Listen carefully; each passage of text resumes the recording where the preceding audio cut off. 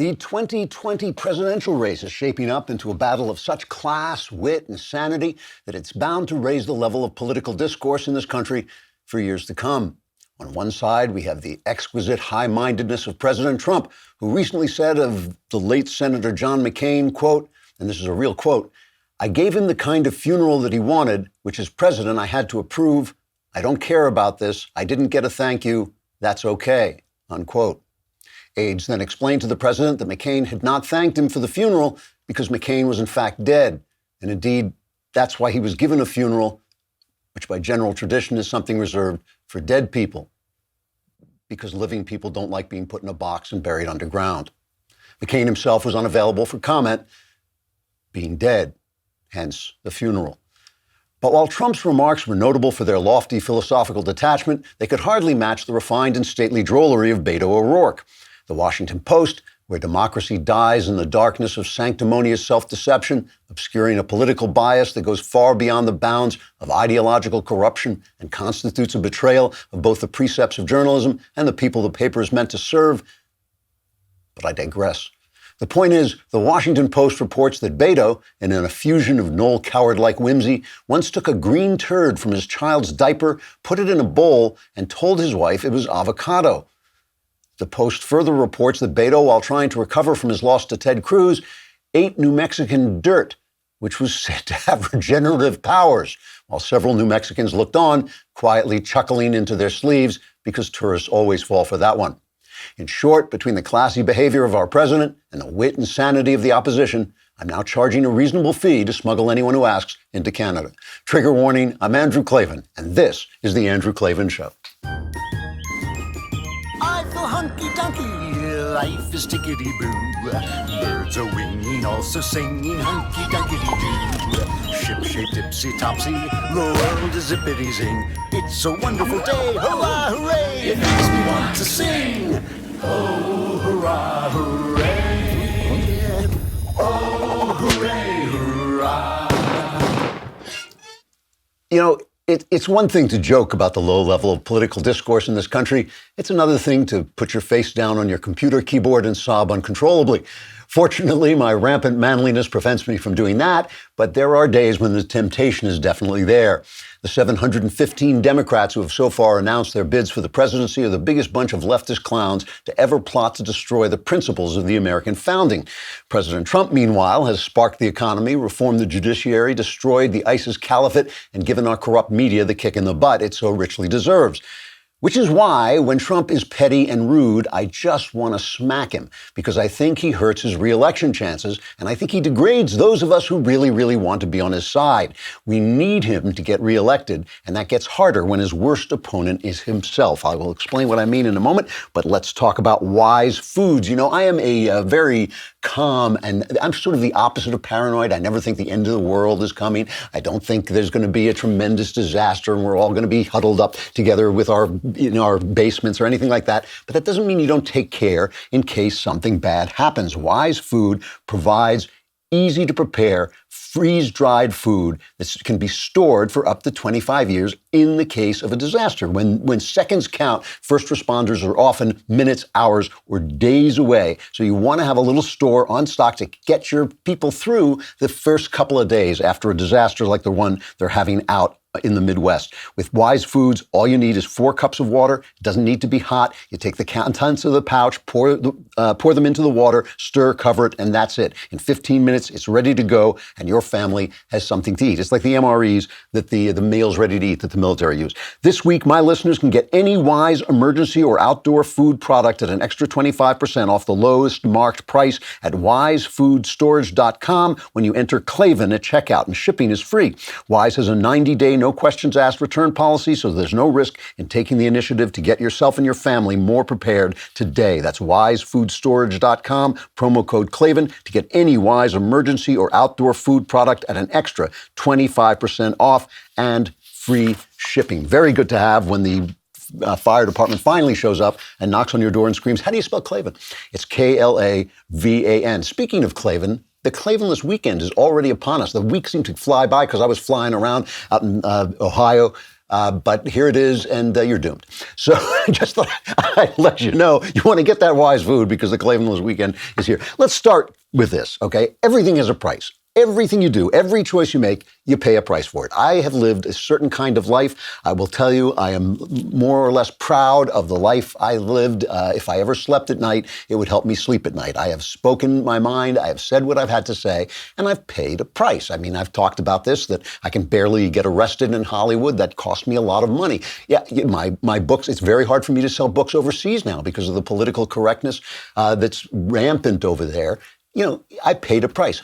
But on the other hand, I know the guys who didn't speak their mind. I know the guys who kind of looked at their shoes and said, oh, I don't want to say anything. It's going to cost me. They still have jobs in Hollywood. I look in their eyes. I know they paid a price too. Some prices you can see, some prices you can't see. But everything, every decision you make is a price. Voting for Donald Trump was one of the easiest decisions I ever made and one of the hardest things I ever had to do because it was clear to me that he was the better choice of the people we had for president. He's been a much better president than I feared he might be. He's been a very good president, but he does stuff that hurts him and hurts us. He's not, you know, he's got some kind of mental glitch. Sometimes it's political. He's always got his political instincts cooking, but you know, I said before that when the midterms happened, he kind of got it. He pulled back a little bit. And I said at the time, I don't think he's going to be able to keep that going because of his personality traits. And I think that's happening right this minute. You know, the guy has been a good president. A lot of never-Trumpers say, well, all his achievements are temporary. You know, sure, he lowered taxes, but the Democrats will come in, they'll just put the taxes back. Yes, he cut regulations, but he didn't get rid of the regulatory agencies, so they'll just put the regulations right back.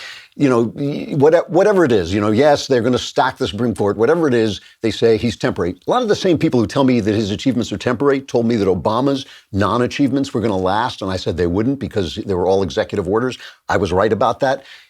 The one thing is, it's not temporary when you free Yazidi women from sexual slavery. That's not temporary. That's permanent, right? When they get out, when they're freed from sexual slavery of these horrible, horrible Islamists who took over this huge section of the Middle East in the person of ISIS, that's permanent. When a guy gets a job, I was just out in Pennsylvania where so many of the coal mines and the steel mills closed and so many people were put out of work and so many families were disturbed and all that addiction happens because men especially are unemployed. Now the frackers are there and people are coming back and the jobs are coming back and Trump has done a lot of this. And that stuff, when you give a man his dignity back, when you give him his employment back, when you give him his pride back and he can sit with his family and know he's supporting his family, that's not temporary. And, you know, they talk about in the economics, they talk about bubbles. Oh, well, it's just a bubble. If a bubble lasts for a long period of time, because life is short, you know, like if a bubble lasts for 25 years, for 30 years, a man can have an entire career and build up a savings and build up a retirement fund in that time. That's not temporary. That's not a bubble. You know, after a while, you know, nothing lasts forever. So the stuff, some of the stuff that Trump has done has been incredibly important. And when you're sitting in a think tank and you're thinking about the abstract future of the nation, and you're thinking, yes, but once Trump is gone, then this will happen and that's happened. Okay, I get that. That's fair. But it doesn't have to do with the lives that he has changed for the better. And that is a real thing. And these were people who were forgotten. These people were forgotten by both the intellectuals on the right and the globalist elitists on the left. Okay, so he has done a lot of good things. You know, he was outside yesterday with a map of ISIS. This was a completely fair point. He held up this map. Just watch and listen to what he says. No, we're in Syria. We're leaving 200 people there and 200 people in another place in Syria, closer to Israel, for a period of time. This is a map of everything in the red. This was on election night in 2016. Everything red is ISIS. When I took it over, it was a mess. Now, on the bottom, that's the exact same. There is no red. In fact, there's actually a tiny spot which will be gone by tonight. So that's ISIS, red right there. And the bottom one is how it is today. This just came out 20 minutes ago. So this is ISIS on election day, my election day, and this is ISIS now. So that's the way it goes. That's the way it goes. That is a perfectly legit point. utterly legit. When Obama was there with that leading from behind, it's a generational fight.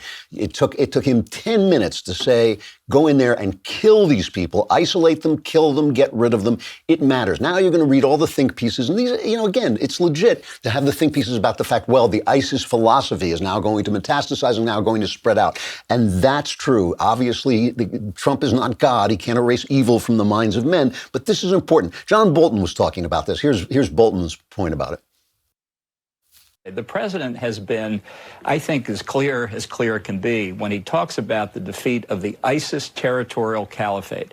He has never said that the elimination of the territorial caliphate means the end of ISIS in toto. We know that's not the case. We know right now that there are ISIS fighters scattered still around Syria and Iraq, and that ISIS itself is growing in other parts of the world. The ISIS threat will remain, but one reason that the president has committed to keeping an American presence in Iraq and a small part of an observer force in Syria is against the possibility that there would be a real resurgence of ISIS, and we would then have the ability to deal with that if that arose. So I think people have to be clear, and the importance of the territorial caliphate goes to an ideological point at the center of ISIS's theory of itself, namely that they were a caliphate because under their view of what a caliphate is, you have to control territory.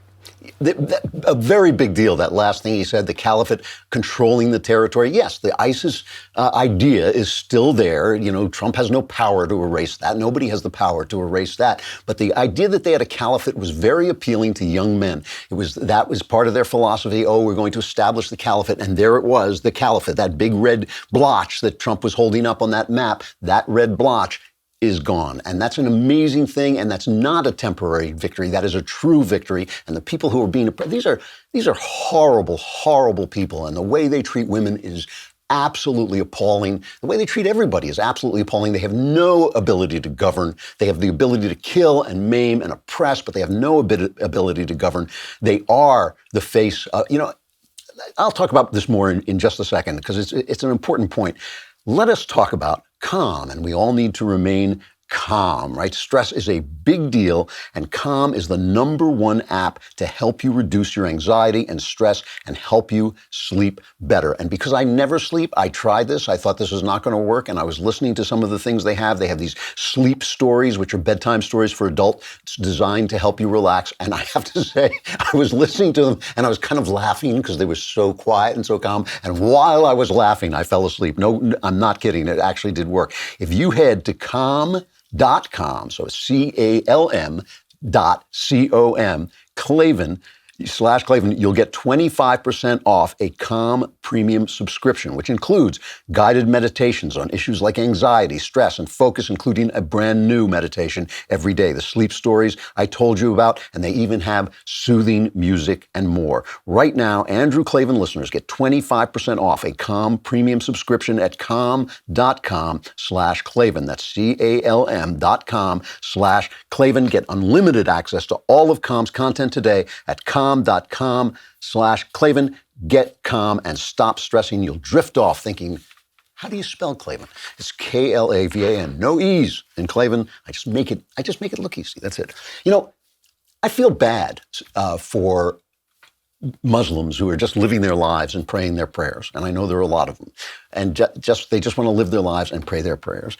But they have to speak out about this. They have to speak out about this. I feel the same way about Catholics that there is a problem with sexual malfeasance in the Catholic Church. Maybe some of it's been erased, maybe it's better now, but it's all being exposed. And I think that good Catholics, decent Catholics, have to speak out.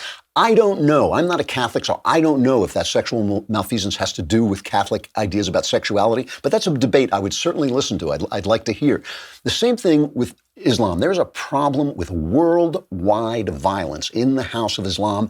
I'm not a Muslim. I can't say for sure that this is keyed into their philosophy, that it is endemic to their philosophy, but that's a debate I would like to listen to, and it will only come about if decent Muslims come out and say, hey, I'm embarrassed by this. This is embarrassing to me that people behave like this, that treat women like this, that they enslave women and kill people. This is an embarrassment to me. This is why people like Ilhan Omar and Linda Sarsour and Rashida Tlaib. These people are damaging. They're damaging because they don't speak out. They don't say these things. And, Linda Sarsour tells you Sharia law is a wonderful thing. Sharia law is an atrocity. It's an atrocity. And I think that Muslims who want to live their lives, they have to talk about this. I know it's dangerous because they'll come and kill you, but you have to speak out about this because this is a problem. All right. So Trump has done wonderful things. So he goes to Ohio to a tank manufacturer, and the tanks manufacturer is doing well. Why? Because Trump is restoring a military that Obama went out of his way to nearly destroy. He nearly left us helpless. He nearly left us defenseless. Trump is spending the money that has to be spent to restore our military. As Ronald Reagan used to say, it's not a budget item. It's a necessity. You have to do it. He in 18 months, the last 18 months, Trump has brought something like 500,000 manufacturing jobs back to the country. Those are the jobs that Obama said you would need a magic wand to bring back. A magic wand to bring back. I don't know what magic he thinks he has that he's going to bring back these manufacturing jobs. Trump brought them back, 500,000 of them. It is now the lowest unemployment in history for low-educated workers without a high school education. These are the people that Trump said he would help. He has helped them. And like I said, giving a man a job, letting him, sit with pride with his family, letting him support his family, letting him feel useful and be useful in the world is a permanent victory if those jobs last. The salaries of uneducated people are up 6%, which is more than other salaries, and other wages are also rising. And so this is something that he can talk about and something that he should talk about. And one of the reasons this matters so much is when the left comes in and they pull all these new socialist ideas that they think are so popular and it destroys the economy, it will be really clear what happened. We won't have to argue about what happened. It will be really clear that socialism does this to economies. So Trump goes and he gives this speech, and what does he do? He goes off on John McCain. And I'm going to talk about this in a minute because I know what some of you are thinking, and I'm going to respond to it in a minute. This is the first cut about McCain, cut 2. So I have to be honest, I've never liked him much. Hasn't been for me. I've really probably never will. But there are certain reasons for it, and I'll tell you. And I do this to save a little time with the press later on. John McCain received a fake and phony dossier. Do you hear about the dossier? It was paid for by crooked Hillary Clinton. Right? And John McCain got it. He got it. And what did he do? Didn't call me. He turned it over to the FBI, hoping to put me in jeopardy. And that's not the nicest thing to do. When those people say, because I'm a very loyal person. John McCain campaigned for years to repeal and replace Obamacare. For years. In Arizona, great state. I love the people of Arizona. But he campaigned for years for repeal and replace. So did Rob, so did a lot of senators. When he finally had the chance to do it, he voted against repeal and replace. He voted against at 2 o'clock in the morning. Remember, thumbs down. So, I could tell that Trump, this was written into the speech. This was not ad lib. Some of it was ad lib, but some of it was written into the speech. And what he was trying to do, I think, was he was trying to explain why he had gone off on McCain on Twitter because he got bad press for it. And I think, as he said, I'm saying this to save time of explaining this to the press. So that's why he was making it in the speech. Now, here's what I know a lot of you are thinking. McCain stank. McCain was a bad senator. McCain-Feingold was a disaster. His vote not to repeal and replace, Trump is absolutely right. It was a betrayal. It was a betrayal of his. He ran on it. He promised to do it. He didn't. He voted it down. I'm sure he did it to get back at Trump. His weak sauce campaign against Barack Obama was sacrificial lamb stuff. It was about his own honor, and it wasn't about the country. And he gave us, he helped to give us Obama. Even I had a hard time voting for him. And his personal complaint, Trump's personal complaint about him, about the Steele dossier, is true. Apparently, McCain got hold of the Steele dossier, all that stuff about, the prostitutes in Russia, all that nonsense that has been, and he passed it around Washington. He had an aide pass it around Washington, hoping it would leak to the press, and finally BuzzFeed ran with it, okay, which was, it was a despicable, you can say anything about anybody. The press should not have been running it. Everybody has this idea, we have to save America from Donald Trump, and instead they've plunged themselves and the country into the muck of their own leftism and their own dishonesty. I'm not arguing with what McCain said, but I know this St. John McCain stuff in the left-wing press also drives people nuts. It drives me nuts. This St. John, how wonderful John McCain. When John McCain was running for president, the New York Times ran a completely unsubstantiated piece about him having a mistress. Completely unsubstantiated, completely unproven. They ran this huge piece that really it was embarrassing. I mean, if you could be embarrassed for the New York Times, which is now a former newspaper, you would have been embarrassed for it. They loved McCain because he was the maverick, meaning he was kind of a liberal. They loved McCain because he wasn't a typical Republican, he wasn't a conservative, until he ran against their guy, Obama, and then they ripped him to pieces, and they did anything they could to stop him, and he was angry all the time, and they portrayed him as this little angry imp, So this whole idea that now he's dead, he's in newspaper heaven, is garbage. Okay, get it all. There's a price you pay for everything. If your spouse is doing something that is legitimately wrong, spending too much money, he or she is not paying attention to the budget, putting you guys in jeopardy. Do you go to your spouse and say, look, idiot, stop spending so much money? Or do you go to your spouse and say, sit down, we have to talk, I love you, but, okay.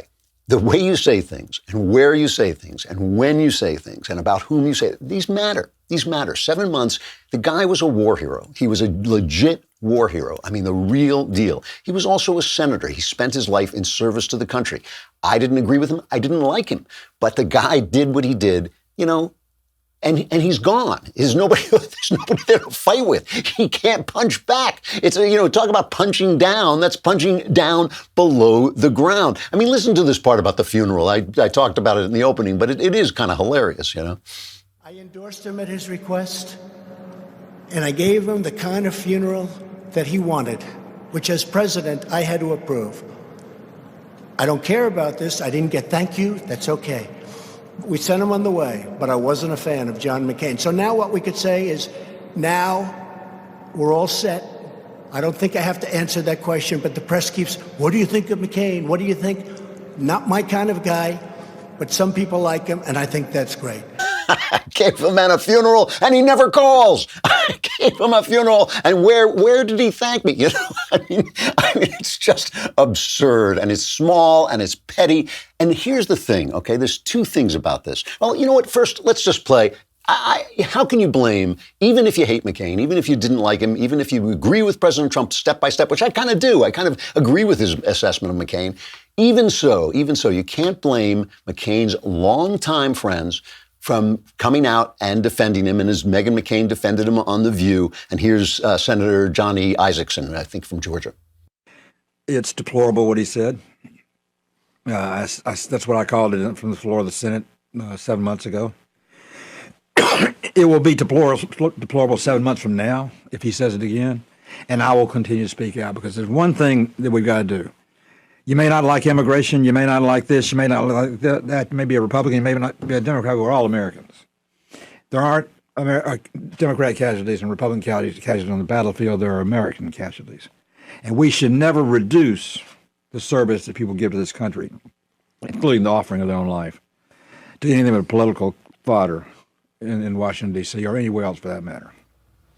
Okay, so two things about this, right? One, and probably the more important one, it hurts him with undecided voters. It hurts him with those people, the women, the suburbanites who didn't vote, who voted Democrat in the midterms, even though they voted for Trump or voted Republican, Republican in the general, who voted against him in the midterms because they just don't like the man. Now, that may be shallow, that may be wrong, but they do it, and it hurts him with those people, and it means that we lose. It means we lose voters, right? That's the first thing. That's the political consideration. situation. And secondly, the impulse to protect your own, which I understand in the world as it is, the impulse to protect your own means you're sitting there going like, yeah, go get that dead guy. Yeah, you tell that war hero all the mistakes he made. You tell people about that because he's dead and he can't get back at you. And that's the way we ought to be. It degrades you. It degrades you. I'm sorry. There's a price you pay for everything. I think it is important to me that Trump wins. It's important to me that he goes forward.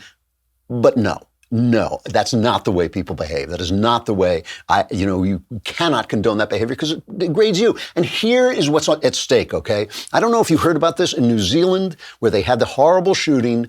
They just banned in a big hurry. They just used the emotion that was generated by that atrocity and they banned basically all semi-automatic weapons. Here is their prime minister. Today I'm announcing that New Zealand will ban all military-style semi-automatic weapons. We will also ban all assault rifles. We will ban all high-capacity magazines. We will ban all parts with the ability to convert semi-automatic or any other type of firearm into a military-style semi-automatic weapon. We will ban parts that cause a firearm to generate semi-automatic, automatic, or close to automatic gunfire. In short, every semi-automatic weapon used in the terrorist attack on Friday will be banned in this country. Now, that's a really good law because it means the next time somebody does this, because the guy who does this doesn't care what she bans, is completely indifferent to what Jacinda Ardern bans. He doesn't care. The guy's going to do this next. But one thing she has ensured is that no one will be able to defend themselves against it. That's the one thing she has ensured. And you don't think they want to do that here? You don't think that's where the Democrats are heading? Let's go to the Democrat publicity department, CNN, Brooke Baldwin. Listen to her react to this. Did you notice how quickly New Zealand is taking action on guns? 72 hours after this attack. At least one gun shop owner is refusing to sell certain guns and the magazines that enable them to use more bullets. New Zealand's biggest online auction site has banned semi-automatics and associated accessories, saying that it is clear public sentiment has changed. That's a quote. My point is this: they have all come together to try and find a solution as fast as possible so this doesn't become routine. Routine? In America, it's just the opposite. Instead of coming together to come up with concrete solutions like this, each side runs back to its partisan corners. Sales of guns often go up after mass shootings. It is a crisis in America, no matter which side you are on. Not a crisis to me. It's not a crisis to me that people go and buy guns when they have to defend themselves. Why is it good for it to be fast? Why is it good for it to be fast? Charlie Cook over at National Review, who's one, he's now an American citizen, but he has this plummy English accent, and he is one of the most intelligent defenders of the Second Amendment. And I said to him once, why do we have to listen to a defense of our Constitution in your plummy accent? And he said, I'm doing the job most Americans won't do. So he wrote a piece at National Review, a great piece called Quick, Act Before Anyone Can Debate You. And he says, one doesn't have to be opposed to strict gun control, as I am, to find the argument for haste both dangerous and a little creepy. Indeed, I am struggling to imagine many other circumstances in which the suggestion would be as uncritically repeated. Some of the worst legislation in all of history has been passed in the middle of crises or in the immediate aftermath of tragedies that engendered extreme emotional responses. Invariably, don't listen to the naysayers is bad advice. So too is, if the government is swift, it can do anything it wants to do. And as for don't let the dissenters show you they are good people, well, I'll let you decide whether you want to live in any country that heeds that counsel. Patience, consultation, consideration, these are not bad words. Haste, that's the enemy of freedom and of good government too. Thank goodness that our system tends to be slow. All praise to our checks against the transient and the frenzied. This is like the Electoral College. Gun confiscation, they rush to overcome your common sense and your logic and your traditions and your history and your constitution in the wake of a tragedy so that you're all emotional. The same thing with the Electoral College. It's all about wresting power away from the people and giving it to the government. All those people that you heard Hillary Clinton talking about yesterday and a million times before, all those deplorables out there who are not forward-looking and who don't like you because of the color of your skin in her imagination, all those people have guns, and it makes it a little harder to do the things you want to do to them. Same thing with Brexit. Why can't they have Brexit? Because no one in the political class wants Brexit, because it gives the power to the people and admits that the power is with the people. This is a movement that is ongoing in the left wing, in the Democrat Party. It's a movement to tip the balance of power forever to the side of government control. It is what it is. It's a movement, and they will do it if Trump loses,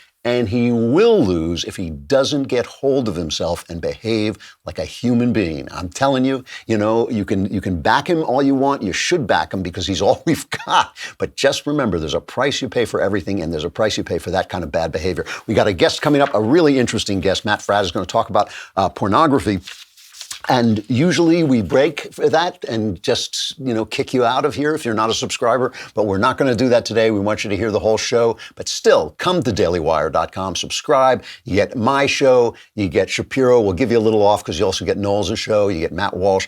But you also get to be in the mailbag where I solve all your problems. I mean, that is a good deal for $10 a month or 100 lousy bucks for the whole year, for which you also get the Leftist Tears tumbler, which is made of diamonds painted black. That's and to just keep your leftist tears hot or cold. All right, let us just bring on our guest, Matt Fradd. Matt Fradd, F-R-A-D-D. Matt Fradd speaks to tens of thousands of people every year. He's the best-selling author of several books, including Does God Exist? A Socratic Dialogue on the 5 Ways of Thomas Aquinas and the Porn Myth, exposing the reality behind the fantasy of pornography. His podcast, Pints with Aquinas, which sounds really like a pleasant afternoon, I have to say. Pints with Aquinas receives hundreds of thousands of downloads every month, and he has a course, Strive, a 21-day detox from porn. Matt, it's nice to meet you. Thanks for coming on. G'day, Andrew. I'm a big fan. It's lovely to be on your show. Oh, well, thanks very much. I want to read you a very short paragraph from an Atlantic article. There's a big Atlantic piece by Kate Julian about why people aren't having sex anymore, why young people aren't having sex. And she says, there's scant evidence of an epidemic of erectile dysfunction among young men, and no researcher I spoke with had seen compelling evidence that porn is addictive. As the authors of a recent review of porn research note, the notion of problematic pornography use remains contentious in both academic and popular literature. Is that true or false? No, it's bloody false. Right now, there are currently 41 neuroscience-based studies on porn users, and every one of them supports the addiction model. There are two anonymous two studies that claim to show that pornography is not addictive by Nicole Prouse, but they have been seriously questioned by some of the world's top neuroscientists. And when it comes to erectile dysfunction, this isn't a scare tactic, thrown out by Christians and other people who hate sex. Right? These are some of the top urologists like Dr. Abraham Morgenthaler, who's the clinical urologist at Harvard Medical School. Norman Doidge, who wrote the book The Brain That Changes Itself, said we shouldn't call it erectile dysfunction. We should call it porn-induced impotency, since the problem isn't below the belt, it's between the ears. And just, I think everyone's common experience, if you're somebody who consumes pornography with any regularity, is your life, a lot better? Your relationships a lot more fulfilled? I think more and more people are saying, no, they're not. And they're choosing to do away with porn for those reasons. Is porn, this explosion of pornography, is it just because of technology? Is it just because it's there? I mean, there was always pornography, but now it's right there at a click of a button. Or is it indicative of a greater disorder in our sexual lives and our sexual thinking? Well, I think it's important to point out, right, that sex is good. Sexual desire, Sexual desire is good. If you don't experience sexual desire, that's not a sign of holiness, but that you might be dead, right? So all of these are good things. And it's precisely because they're good that when they become twisted, they become really ugly. You can't make something ugly that is already ugly. You can't make trash ugly, but you can make sex ugly precisely because it's beautiful. And I think so we've always had an interest in sex and ought to, but with the advent of the internet, porn has become immediately anonymous, accessible, and affordable. And because of those 3 A's, porn use has skyrocketed, and now most people are being exposed to pornography, both young boys and girls, at around the age of 8 to 12. Is there, I know a lot of feminists complain that that porn basically you start, because it is an addiction, you start with simple porn and you wind up looking at the most violent and disgusting things that actually change the way you relate to women and what you expect a woman to be like when you're actually with a real live woman. Is that fair complaint? Yes, it's very fair. One of the key neurotransmitters in the pleasure reward centers of the brain is called dopamine. And neuroscientists have discovered that when one consumes pornography with any regularity, dopamine begins to atrophy, and the reward center in the brain is in a state of dopamine craving. So it's as if you've reset the pleasure thermostat. And now, in order to boost it again, you need more porn and more deviant forms of porn just to feel normal. So, I mean, when you think about it, no one wakes up at the age of 25 having never seen porn and thinks, I want to watch insert weird fetish here. Rather, we spiral into it. We begin with the quote-unquote vanilla porn, and after a while it doesn't cut it anymore, and we have to keep pushing the envelope to feel the same level of excitement. That really is scary. That's a scary idea. And what about the complaint? And I've heard this from women who are not particularly feminist, that men expect of them behaviors and reactions that simply are not in the human repertoire, that are not the way people normally behave when they're in bed together. Right. Pornography changes what's called our sexual template. So if people begin viewing pornography at an early age and start spiraling into all sorts of weird fetishes, they might believe that they've just been sort of programmed in a certain way to, say, prefer certain types of violent sex, or to prefer animals to people, or even to prefer whatever. But in actuality, studies have shown that as they get off of porn, their sexual template goes back to normal. But I think that's fair to say that when you consume pornography, I mean, this is why porn leads for some people to erectile dysfunction. I'm a Christian, but I run a podcast with an atheist. His name's Noah Church, which is a really ironic name for an atheist, actually. And the reason he quit porn was because he tried to have sex with his girlfriend and his penis didn't work. I mean, that's going to freak you out. Yeah, that's a bad day. Yeah, no question. That's a bad day. So he went online and he researched, and he literally found tens of thousands of other young men, and they're all experiencing the same problem. And even things like Viagra and Cialis weren't working. And they realized that it had to do with porn. And after dropping the porn, they found that sexual function came back. Wow. All right, so let's talk about this, because I know guys who are addicted to porn. It's a hard addiction to break. Yeah. You offer a program for this. What is the solution for the individual? Yeah. So for the last 8 years, I've been traveling the country and speaking almost exclusively on porn. I joke that my mum is super proud of me. And this is the first time I've kind of been able to put all of the wisdom I've learned into one 21-day course. We're literally putting hundreds of thousands of dollars into this course. It's very high production value. And it's basically my way of coming alongside these men and walking them step by step, giving them the information and resources that they need to achieve long-lasting sobriety. The first course will launch in 5 days from now. We're going to have tens of thousands of people from around the world joining.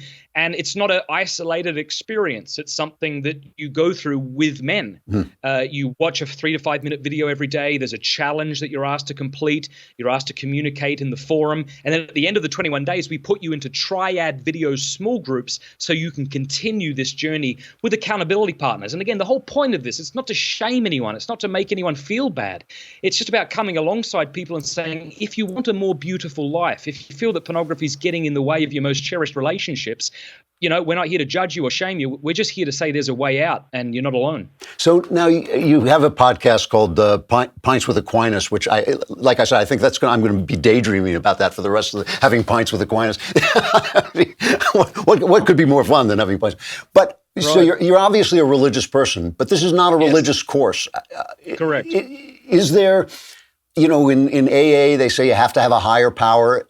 Can you break the porn addiction without having a higher power? I think so, because I know several people who are self-declared atheists who have been free of pornography for years. That said, yes, I am a Christian, and so I bring a sort of Christian anthropology to the table in this course. Like, I actually think that it's not a cliche or a hallmark line to say we've been created by love, to love, and for love, right? That we have love as our origin, vocation, and destiny. And if we don't get love right, we won't get bloody life right. And so for that reason, I don't apologize for being Christian. But that said, any man of goodwill will, I think, get a lot out of this course, because we don't base the course on religious dogma or biblical texts. We kind of base it on, I think, common sense, science, and logic. While certainly appealing to the beauty of God and the beauty of a relationship one can have with God, but it's not heavy-handed, and I don't think anyone will be put out by it. Well, let's step back for a minute. Those are the individual treatments. If you step back and look at the culture in general, is there a way? I mean, here in the U.S., we cherish our First Amendment. I don't want to see speech censored at all. Is there a way? Is there something that the society can do, basically, to help people or to prevent some of this? Well, interestingly enough, pornography isn't protected under the First Amendment. It is speech. It's just not protected speech. So it's sort of like slander. You can slander me, and then I can sue you. That said, I understand where people are coming from, where the last thing they want is for government to step in and regulate something, even something they don't agree with. But I think we should point out there is a difference between, say, censorship and regulation. So right now, I think most decent people would say a child shouldn't be able to walk into a gas station, buy and consume pornography. Like we should not allow that. Well, why think that what happens offline is less real than what happens online? It's not. I mean, the fact is, our children can try and go and see 50 Shades of Stupid in the movie theater, be denied, and then while turning away could look up something 500 times as bad. And I think that's unacceptable. And I think we're seeing the destruction all around us. And so I think that there's something we should look into and develop here. There's a great group called the National Center on Sexual Exploitation up in D.C. who are actually doing work, putting pressure on companies to make sure that they are making it more difficult for children to be exposed to pornography. Really interesting. Matt, where can people find you? Where do they go to get you? Yeah, well, strive21.com. If they want to check out the course, strive21.com. So, yeah, cheers. All right. Matt, it's really good talking to you. I hope you'll come back and talk again. Thanks a lot. Thank you, Andrew. That is really interesting. And I have to say, as a First Amendment purist, I think that is absolutely true, that there are some things that can be restricted for health reasons. I'm very, very wary about it. But certainly, you don't even have to pay anything or get through any kind of a wall to see the most disgusting stuff on the internet. And I don't see why that's necessarily the best possible thing. All right. Finally, before I let you plunge into the Klavanless weekend, where there'll be great gnashing, weeping and wailing and gnashing of teeth. President Trump is expected to issue, this is from the Wall Street Journal, is expected to issue an executive order Thursday directing federal agencies to tie research and education grants made to colleges and universities to more aggressive enforcement of the First Amendment. This is according to a draft of the order viewed by the Wall Street Journal. The order instructs agencies, including the Departments of Education, Health and Human Services, and Defense, to ensure that public educational institutions comply with the First Amendment and that private institutions live up to their own stated free speech standards. The order falls short of what some university officials feared would be more sweeping or specific measures. It doesn't prescribe any specific penalty that would result in schools losing research or other education grants as a result of specific policies. This is so necessary. It's a tragedy that this is necessary. It is a tragedy that we have. I've said this before. It is really true. The battle we are in is not the battle between left and right. I am perfectly happy to see, Nancy Pelosi and Jim Jordan debate. I'm perfectly happy to see them both appear on campus and debate their ideas. Any left-winger, any right-winger, I'm perfectly happy to see them debate. We are in a battle between the left and free speech. We're in a battle between the left and liberalism. Liberalism, which should contain both conservative and left-wing ideas. There's no problem with that to me. I'm willing to debate anybody and talk to anybody and listen to anybody. But you cannot, I think it was Bill Murray who said, it's hard to win a debate against a smart person, but it's impossible to win it against a stupid person. That's the kind of thing we are up against. Listen to this. Here is a piece in CNN reacting to Trump's proposal when Trump first proposed this executive order. Terry Canfield, a lawyer trained at UC Berkeley, wrote this on the CNN website. For years, those on the right and far right have complained that universities shun their ideas. In 2017, when white supremacist Richard Spencer was disinvited to speak at Auburn University after the campus police cited safety concerns, he sued the university for violating his free speech rights, won his suit, and was ultimately permitted to speak later that year. And last year, protests at Berkeley erupted ahead of a planned appearance of right-wing commentator Milo Yiannopoulos. Students and other members of the community didn't want him there because of his alleged neo-Nazi and white supremacist views. He denies he's a white supremacist. In response to the backlash, Yiannopoulos accused the protesters of being opposed to free speech.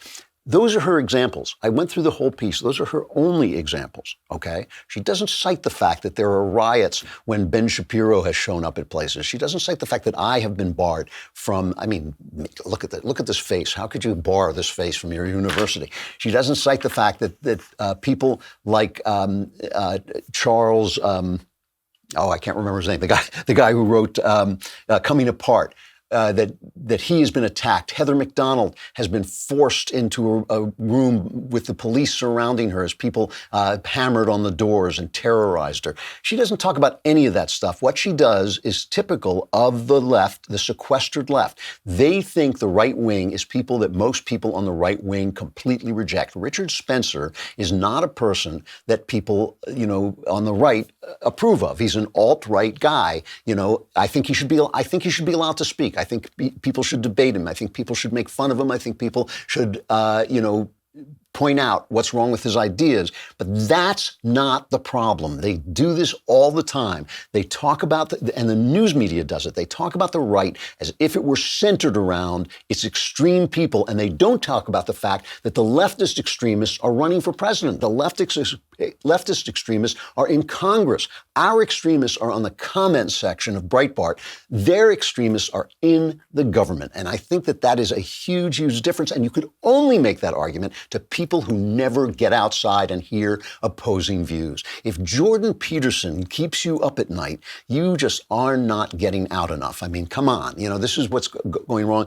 It is, again, here's Donald Trump, the great villain, the great man who's not fit for office, who somehow just managed to stumble into destroying the caliphate, who somehow just managed to spark the economy that Obama sat on for 8 years. Somehow in his stupidity, I don't know, he somehow managed to put constitutional justices on the Supreme Court and conservative judges throughout the judiciary. I don't know how he did any of that because he's so stupid and so insane.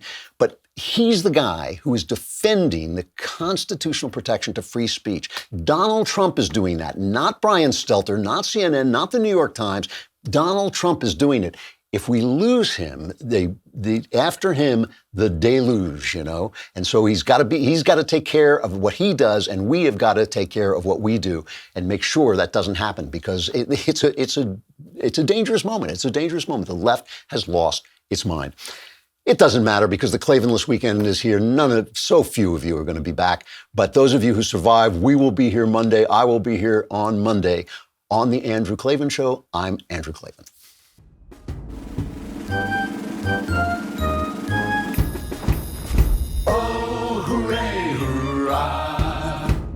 The Andrew Klavan Show is produced by Robert Sterling. Executive producer, Jeremy Boring. Senior producer, Jonathan Hay. Our supervising producer is Mathis Glover, and our technical producer is Austin Stevens. Edited by Adam Sayevitz. Audio is mixed by Mike Cormina. Hair and makeup is by Jesua Alvera. And our animations are by Cynthia Angulo. Production assistant, Nick Sheehan. The Andrew Klavan Show is a Daily Wire production. Copyright Daily Wire 2019.